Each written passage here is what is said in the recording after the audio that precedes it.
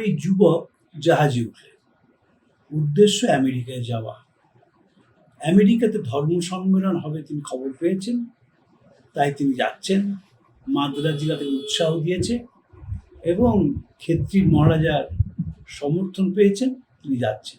যখন বম্বে পোর্ট থেকে জাহাজে উঠবেন তখন ট্রাউজার্সের নিচটা একটু উঁচু হয়ে গেছে।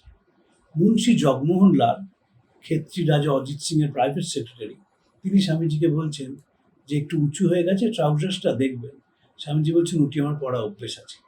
তারপর সেখান থেকে জাপান থেকে পরিচয় হলো জামশেদজি টাটার সঙ্গে। দুজনে মিলে একসঙ্গে জাহাজে করে ভ্যাঙ্কুভারে গিয়ে নামলেন। সেই দিনটা ছিল 25শে জুলাই 1893 সাল। সম্পূর্ণ অজানা একটা দেশ। ভাষা তো অজানা বটেই, ইংরেজি ভাষা, এবং সাথে সাথে শিকাগো ধর্ম মহাসভায় কি হবে তিনি তাও জানেন না। শিকাগো শহরটা কোথায় সে বিষয়ে খুব একটা পরিষ্কার ধারণা নেই। তখন তো গুগল ম্যাপ নেই, সেই ম্যাপ খুললাম আর সেই ম্যাপ দেখে চলে গেলাম। খুঁজে খুঁজে যেতে হবে। স্বামীজি কোনো আত্মজীবনী লেখেননি।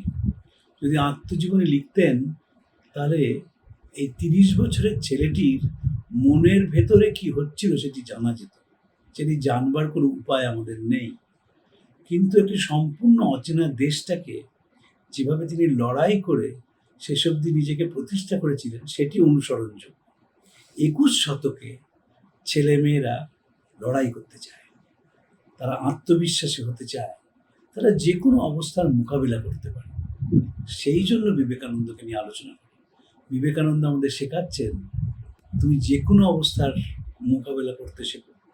No point looking behind, forward forward, thou art souls absolute, spirits free, blessed and eternal. No point looking behind. গতকাল কি হয়েছে সেটা দেখতে যেও না, তুমি বর্তমানে থাকো এবং তুমি নিজেকে এমন করে তৈরি করো যে কোনো অবস্থার সঙ্গে তুমি খাপ খাওয়াতে পারো। আত্মবিশ্বাস যদি জীবনে যুক্ত হয় সে মানুষ এমন কোনো কাজ নেই যা পারে না। বিবেকানন্দ তার জ্বলন্ত উদাহরণ।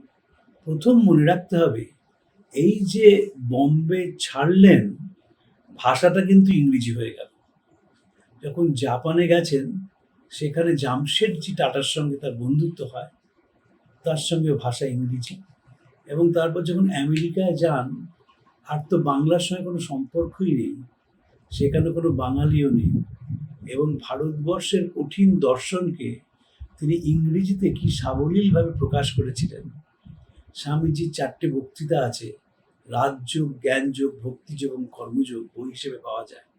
যখন মাঝে মাঝে ভাবি যে রাজযোগের কঠিন তত্ত্ব কি করে অত সুন্দর ইংরেজিতে স্বামীজি বলেছিলেন, সেটা আমাদের সত্যি প্রেরণা দেয়। স্বামীজি শিকাগোয় বক্তৃতা করেছিলেন, সেই বক্তৃতা নিয়ে পরে দীর্ঘ আলোচনা করব। সেই বক্তৃতা কি অসাধারণ তার ভাষা। একদিনের জন্যে তিনি কিন্তু ভয়ে কেঁপে ওঠেননি। সম্পূর্ণ অজানা ভবিষ্যৎ। এখন যদি কেউ বিদেশে যান, পড়াশোনা করতে যান, কাজে যান, তার অনেক চেনা জানা থাকে। যোগাযোগ ব্যবস্থা অনেক ভালো হয়েছে। আপনি কলকাতায় বসে হিথ্রো থেকে যেখানে যেতে চান তার কলকাতায় বসে বাসের টিকিট কেটে ফেলা যায়, মেট্রোর টিকিট কেটে ফেলা যায়। কিন্তু তখন সম্পূর্ণ অজানা একটা দেশ, অজানা মানুষ, কাউকে চেনেন না। এবং যেহেতু পুলিশ, ব্রিটিশ গভর্নমেন্ট কি ভাববে, তাই স্বামীজির দুজন খুব বন্ধু ছিলেন, অজিত সিং ক্ষেত্রীর মহারাজা এবং মাইসোরের মহারাজা। তারা স্বামীজিকে সব কিছু করলেন, কিন্তু পরিচয়পত্র কিন্তু কেউ দিলেন না। না দেওয়ার কারণ হচ্ছে যে ব্রিটিশ অ্যাডমিনিস্ট্রেশন যেন চটে না যায়। ব্রিটিশ অ্যাডমিনিস্ট্রেশন স্বামীজিকে ভয় পেয়েছিল। ভয় পাওয়ার কারণ হচ্ছে তিনি ভারতকে জাগাবার কথা বলতেন। যখন অনামী বিবেকানন্দ, তখন তিনি ভারতকে জাগানোর কথা বলেছেন। যখন বিখ্যাত হয়েছেন ভারত আমেরিকাতে, ফিরে এসছেন ভারতবর্ষে, তখনও সেই ভারতকে জাগাবার কথাই বলছেন। তাই কেউ রেকমেন্ডেশন দিলেন না, কোনো রেকমেন্ডেশন নেই। শিকাগো শহরটা কোথায় সে সম্বন্ধে স্পষ্ট ধারণা নেই।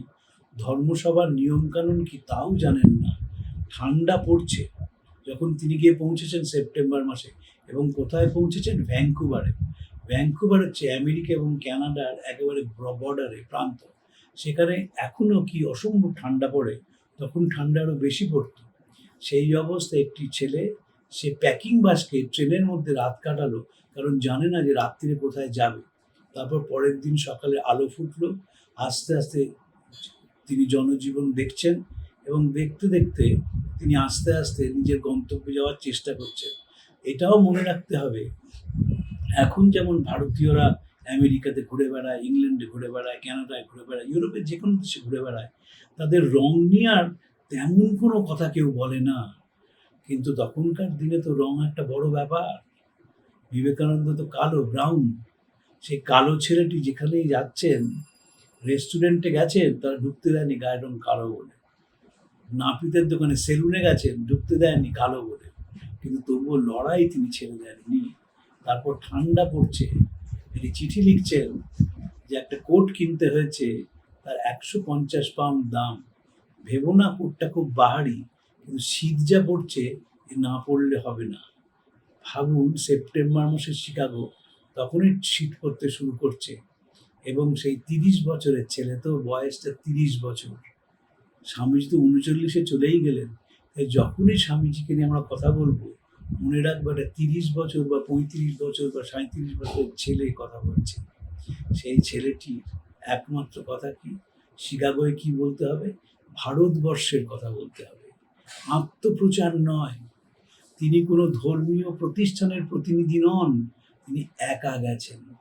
এখন বিভিন্ন ধর্মীয় প্রতিষ্ঠানের সাধু সন্ন্যাসীরা, তারা আমেরিকাতে, ইউরোপের বিভিন্ন জায়গায় রয়েছে, কিন্তু স্বামীজির তো কোনো প্রতিষ্ঠান নেই, তিনি একা। এবং গেরুয়া পোশাক তো নয়, স্যুট পরে যাচ্ছেন সব জায়গায়, যাচ্ছেন এবং ভারতবর্ষের কথা তিনি বলবেন। ফিরে এসে তারা মাদ্রাজিকে বলেছিলেন, আমি ওদেশে ধর্ম প্রচার করলাম যাতে আমাদের দেশের গরিব মানুষের উপর অত্যাচার কম হয়। এটি একটি অভিনব ব্যাপার। স্বামীজি অভিনবত্ব ছিল, তিনি ভারতবর্ষকে বড় বেশি ভালোবেসে ফেলেছিলেন এবং বলতেন, আমার একটাই দোষ, আমি বড় অসাম্প্রদায়িক। সেই অসাম্প্রদায়িক ছেলেটি চলেছে, অজানা ভবিষ্যৎ। মাদ্রাজিরাও জানে না যে স্বামীজির কি হবে। তখনকার দিনে তো এখনকার মতো যোগাযোগ করা যেত না, তারা তো জাহাজে তুলে দিলেন। তারপর তারপর কি হলো? সেই মানুষটি নিজের ভাগ্য নিজে বিদেশে তৈরি করেছিলেন, এমনভাবে তৈরি করেছিলেন যে আমেরিকানরা বলতো, হি ইজ আওয়ার ম্যান। সেটি আমাদের অনুসরণযোগ্য, যে কোনো বিপদের মধ্যে আমাদের পা যেন পড়ে না যায়, মন যেন ভেঙে না পড়ে, বুদ্ধি যেন আমাদের ছেড়ে চলে না যায়। যে কোনো অবস্থায় ঠান্ডা মাথায় যে মোকাবিলা করতে পারে, সেই মানুষ। বিবেকানন্দ সেই পথ দেখিয়েছিলেন। তাই 21 শতকে আমরা বিবেকানন্দকে নিয়ে আলোচনা করি, বিবেকানন্দকে পড়ি এবং জানবার চেষ্টা করি, যাতে আমাদের ভেতরের আলোটা চলে।